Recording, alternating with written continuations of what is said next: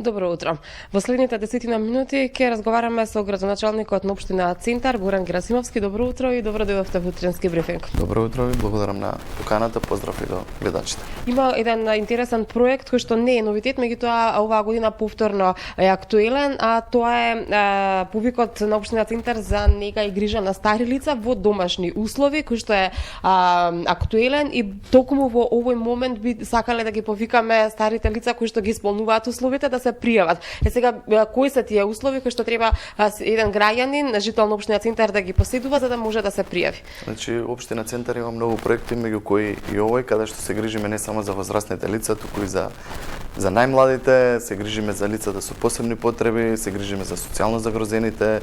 Значи тие се неколку проекти кои што меѓу овој би сакале да ги подискутираме. Во моментов има повик за проектот Центар се грижи за возрастните, каде што општината, односно посетуваме 90 семејства на возрастни лица, каде што заедно со стручни лица помагаме на повозрастните, имаме физиотерапевти, социјални работници, три пати во неделата по 2 часа истите ги посетуваат возрастните лица, им помагаат во делот на физиотерапевски вежби, им помагаат во делот на завршување на домашните обврски и така натаму. Повикот е во те, ги повикаме сите лица кои што им треба било каква помош за нега да аплицираат и ние како општина им помогнеме во тој дел.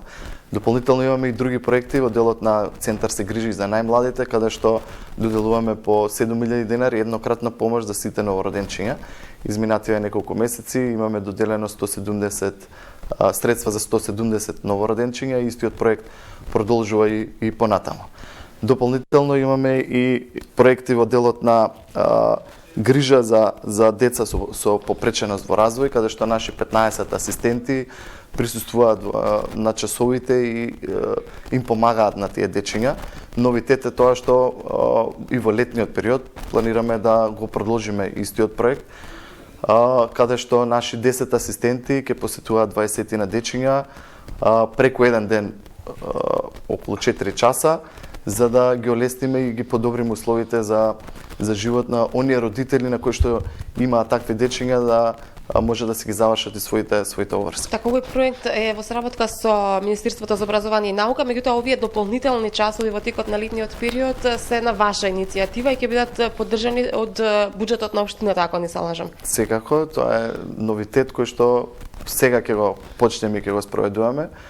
Јас имам иницијатива и не само во летните периоди, туку и по завршувањето, односно по почнувањето на школската година го продолжиме истиот проект, каде што нашите асистенти преку еден ден, односно 3 пати во неделата по 4 часа ќе ги посетуваат дечињата во нивните домови, за да и тие семејства имаат време да посветат родителите за себе. Така, еден од најновите проекти на општина Центар е проектот враќање на малските полицајци во секое мало, нешто што вчера го промовиравте. Проект кој што е во соработка со Министерството за внатрешни работи, меѓутоа се надевам ќе даде очекувани и посакувани резултати во намалување на кражбите. Да, вчера почнавме со кампањата заедно со Министерството за внатрешни работи, каде што го промовиравме и овој проект. Истиот ќе продолжи во наредните неколку месеци. Целта е да ги запознаеме и ги доближиме граѓаните што поблиску до полицајците, да пријавуваат и кражби, и деликвентни работи и така натаму, но и дополнително ги промовиравме оние малски полицајци кои што за брзо време планира и Министерството за внатрешни работи ги врати по малата. Центар е една од најфреквентните општини и тука бројот и на кражби и на сите останати работи е многу повисок за разлика од другите општини. Процентуално ако имаме 80 кражби, околу 60 се за жал во општина Центар. Се надевам дека овој проект ќе допринесе да и бројот на кражби и деликвентни појави се намали. Така, верувам дека присуството на униформирани лица малку барем ќе ги одврати од намерата овие лица за кои што зборуваме. Многу одамна се бара од страна на жителите, од страна на граѓаните да се вратат овие порано наречени позорникари кои што биле реонски и се грижеле за безбедноста во секоја населба.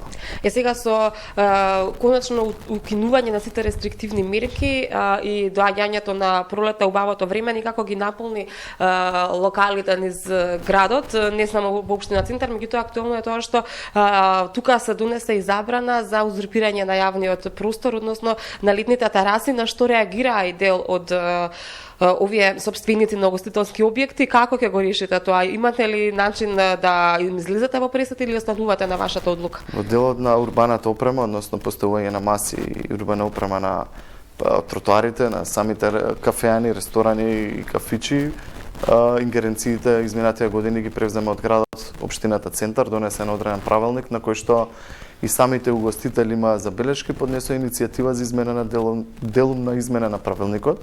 Денеска имаме и совет во 13 часот, меѓу точките е стајана иницијативата, која што заедно сите советници ќе ја подискутираме и ќе се донесе еден правилник како понатаму ќе функционира ова и рестораните и кафаните како ќе поставуваат урбаната опрема. Така, и никаде пред крајот сакала да ве прашам и што се случи со она што беше актуелна тема изминатите денови, а тоа е училишниот простор во основното училиште Киро Глигоров, каде што навистина имаше голем број на родители кои што се жалеа дека таму дел од просторот ќе се изнајмува на приватно спортско училиште. Како се реши овој проблем? Значи имаме договор кој што е потпишан минатата година.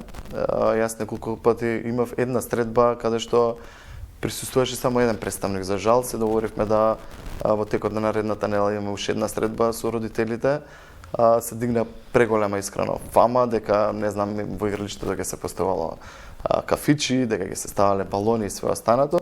Подобрени се условите и за истите во текот на следната недела ќе поразговараме и со родителите и ќе имаме една поширока објава што понатамо ќе се случува со игралиштето. А ќе се поставуваат ли угостителски Таму има секако дека нема, намерата е да дечињата таму испортуваат.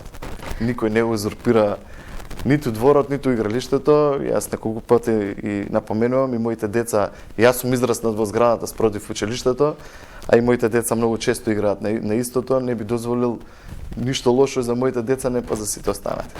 Градоначалник, јас тука некаде ќе ви заблагодарам, секако освен доколку има нешто што би сакале да додадете, а јас не ве прашав.